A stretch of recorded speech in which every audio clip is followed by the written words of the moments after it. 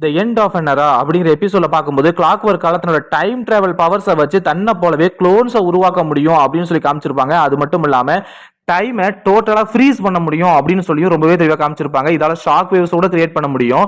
எல்லாத்துக்கும் மேலே கிளாக் ஒர்க்கால ஸ்பேஸில் சர்வை பண்ண முடியும் அப்படின்னு சொல்லி அதே எபிசோட ரொம்பவே தெளிவாக காமிச்சிருப்பாங்க.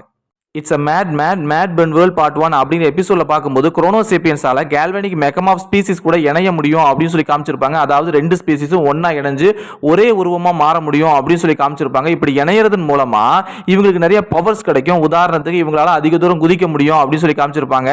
சாதாரண குரோனோசேப்பியன்ஸால அதிக தூரம் குதிக்க முடியாது, ஆனா இவங்களால அதிக தூரம் குதிக்க முடியும் அப்படின்னு சொல்லி காமிச்சிருப்பாங்க. தன்னோட கையில இருந்து ட்ரில்லர்ஸை வர வச்சு பூமியை வேற லெவல்ல இவங்களால தோண்ட முடியும் அப்படின்னு சொல்லி காமிச்சிருப்பாங்க.